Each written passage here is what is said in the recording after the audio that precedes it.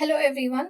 Welcome to another session of your financial reporting. In today's video, we're going to learn one of the most common topics called depreciation, where we all think depreciation in a very different manner because it is being taught to you or to us in our school days or in our class 11 and 12 in a very different way.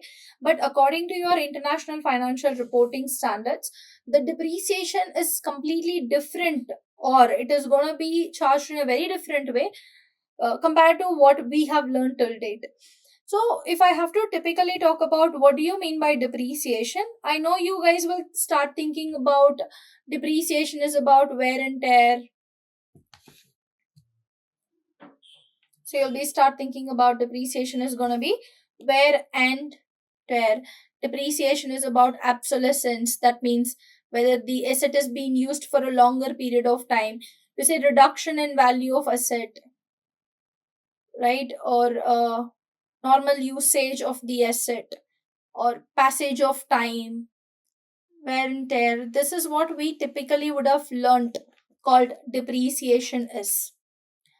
But to be honest, what if I tell you whatever we learned till date is not actual meaning of depreciation? It was just taught to us to make sure that we understand depreciation is an expense. See, to be honest, if I have to talk about depreciation, depreciation is definitely not because of wear and tear, it's not because of obsolescence, it's not because of normal usage or passage of time. Depreciation deals with one of the accounting concept called matching concept. So, what is matching concept? I have already explained all the conceptual framework in one of my videos, so you guys can have a look on to that. But however, matching concept talks about the revenue which is generated should be matched with expenses, should be matched with expenses incurred to generate it. Expenses incurred to generate it. What do you mean by this part? Imagine, guys, I have purchased 1000 pens. Yeah, I have purchased 1000 pens for $10 each. If I do this, what is my total purchases? My total purchases are gonna be $10,000. Right? Now I'll go sell 800 pens for $15 each. What is my total sales? My total sales will be $12,000. If you ask anyone, my total purchases are going to be 10,000 and my total sales are 12,000, you'll typically say, ma'am, the profit is going to be $2,000. But that is not the way we calculate profit, guys. Pause for a minute and understand. Am I selling all the 1,000 pence to treat all of the $10,000 as my expenses? No, I am selling only 800 pence. So that means I will take the expenses related to 800 pence only. The remaining 200 pence will be treated as what? Will be treated as inventory. Will be treated as inventory. This is what a typically a matching concept is called as. I will say that I have gone ahead and incurred how much? I have gone ahead and incurred only 800 pence into $10 each. My expenses that I'm supposed to reduce is only 8,000, not 10,000. So this is going to be my expenses because this is what incurred to create as revenue, because the remaining 200 pence abhi tak it has not been sold. That means it has not created any kind of revenue. I cannot go ahead and reduce that as my expenses at all. This is what matching concept talks about. Now you guys have to shift the same thing to a plant and machinery or a bigger asset or a non-current asset. So let's take a plant and machinery. We know a plant and machinery is used in the process of manufacturing, or it could be used in the process of production or supply of goods and services, or maybe I might have some plant and machinery which could be used for sales. There's so many things that I can have. Now, ultimately, this plant and machinery is also utilized in the process of revenue generation. Utilized in the process of revenue generation. Now, it's my job to reduce this plant and machinery's cost. into my revenue. But the problem with plant and machinery is the plant and machinery cost will be so huge, it is going to be a capital expenditure. Let's say it could be 10 million. Now, this entire 10 million, can I go ahead and reduce from my revenue? Not possible. Due to this, plant and machinery is not utilized for 1 year, it is utilized in the revenue generation process for more than 1 year. It is very injustice, or it is very injustice to go ahead and reduce the whole 10 million in 1 year's revenue. So for that, I need to understand, that means typically this plant and machinery will be utilized how many years in revenue generation. For that, we have a concept called estimated useful life. I estimate approximately how many years I can go ahead and use this plant and machinery in the process of revenue generation. Let's say it could be 10 years. Now, what do? I allocate this 10 million to this 10 years. I allocate systematically 10 million into 10 years.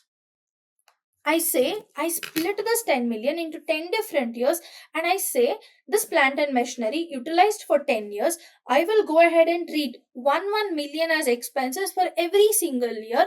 That is called what? That is called your depreciation.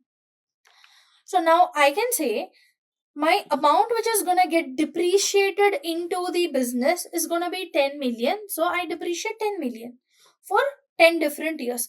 What if there is also a concept called scrap value? Because if you have a tangible asset in your hand, you always get a scrap value at the end of the useful life, that you can sell this asset after it has been used, or you can scrap it. You'll get some kind of residue in it, that is the leftover interest on it.